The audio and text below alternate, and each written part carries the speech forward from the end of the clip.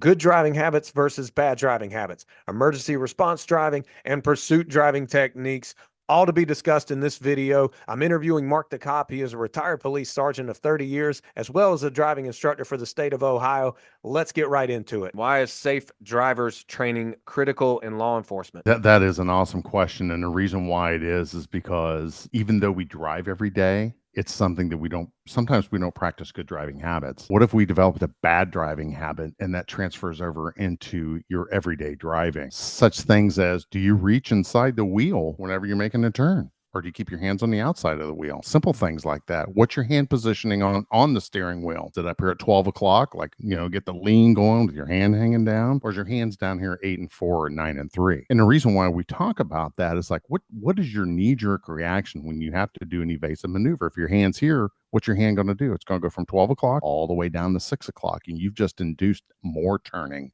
than what the car needs. So subconsciously, you're going to be making those drivers errors. Our number one problem in law enforcement right now is backing collisions. How well do you back? Do you use your mirrors? Do you use the technology? Things like that. So drivers training is a wide subject, but is often not practiced. I'll never forget one evening I missed roll call because I think I had a call to go to on my way into work. Mhm. Supervisor eventually got a hold of me and he said, "Meet me in this empty parking lot." And he said, "Hey, by the way, chain of command's getting pretty furious about officers backing into things." Two Mhm. hours later, I'm backing up an officer at a gas station and I Mhm. get into the Tahoe after he had placed the guy under arrest, started making their way to the jail. And I back up and I hear crunch. Crunch. And I said, and I called the supervisor. He said, "You Are got to you be kidding? kidding." I said, "Well, you spoke about it. Of course you were going to have it happen." Jinx. Well, what does some of the training officers receive for driving? I always like to start off with basic maneuverability. I like to assess your skills. So I always recommend the first thing we do is a skills assessment. How good are you at backing? How good are you at knowing the four corners of the car? And we have a simple event here in Ohio. It's called the STAR. It's 5 cones, and it's simply a 3 point turn within those 5 cones. And within about 5 minutes or 10 minutes of me first engaging that student, I can tell what type of driver they are, what kind of skill set they have, just basically how they set their mirrors. Another thing that we focus on is knowing the four corners of your car and the pivot points in your car and how to set a mirror. Instead of how we have 8 hours of classroom and then 16 hours of practicals. I know that's minimum. You can always do more. I always recommend, go through your state or agency to see if they have a driver's training program. Now, my former agency, we train twice a year. In the springtime, we're also certified in pursuit termination techniques or the pit maneuver, the precision mobilization technique, and that is a perishable skill. So in the springtime, we made sure you knew how to maneuver your vehicle. So we did skills and skills building in the springtime training, and then in the fall, we always did what we call our pit recertification, which also refamiliarizes the officer with the technique itself and tire deflation devices. What is one piece of equipment that an officer should wear in the car? Every time, the seatbelt. I'm going to give a shout out to Dr. Travis Yates, and they do a wonderful video on the Below 100 campaign where they talk about it's about the seatbelt. Somehow down the line, we got convinced that there was an ambush at 65 miles an hour while you're driving down the roadway, which just is lore, and it simply never happened. The best advice I can always tell anyone is I never knew when I was going to crash, but I always knew when I wanted to get out of the car. Put that on your tool belt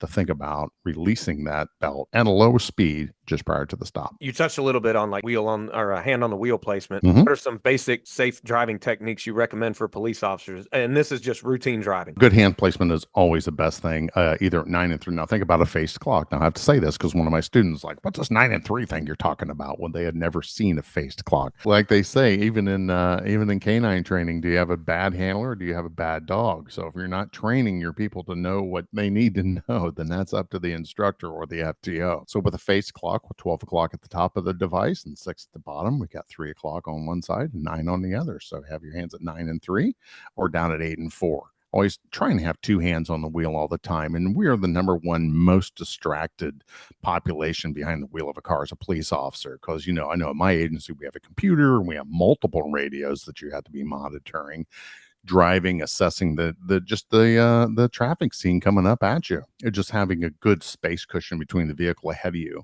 And I always recommend 3 to 5 seconds between the car ahead of you. That way it gives you a little more reaction time. One good thing I learned was when you do come to an intersection and you stop behind a car, make sure you can see the bottom of their tires touching the road. That way, Great. if you do need to peel out for any Yes. reason, you can make it without having to do a 16-point turn or whatever the case is. You can Correct. peel out. Yeah.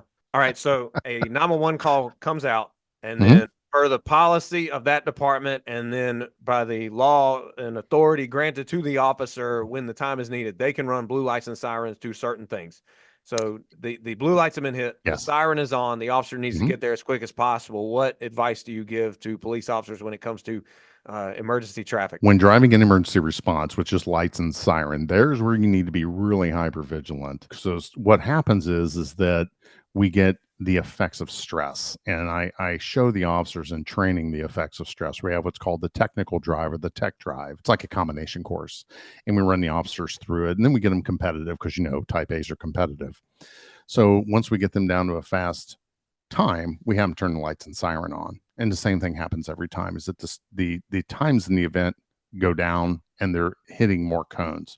So when you're running lights and siren, it's simply what I like for the officers to do is to employ or use what we call tactical breathing or four square breathing.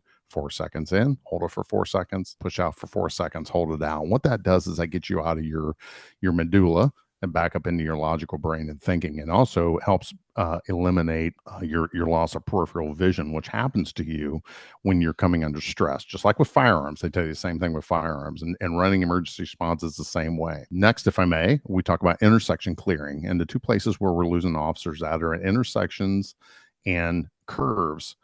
Intersection clearing, we should always be clearing them. Take your chin, go all the way to your shoulder, say clear, clear left, clear right, and then go in. And I always recommend clearing a lane at a time. So if you have multiple lane intersections, like 4 and up to 6, clear each lane at a time. And the great analogy is look for the sniper, because you may get that. I call it Cataract Annie. She's on her way down to the Walgreens to get her prescription refilled, and we're not making fun of our elderly, but they may make that left turn in front of you.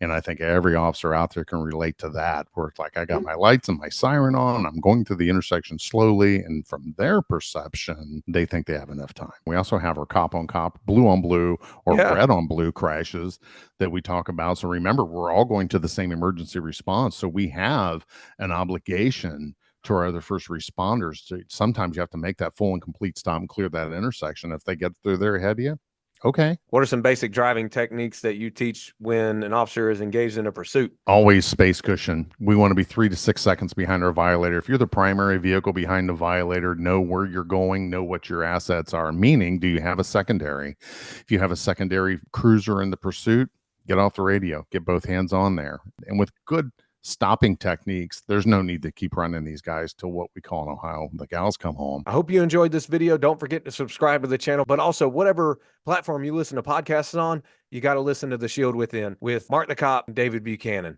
Take care.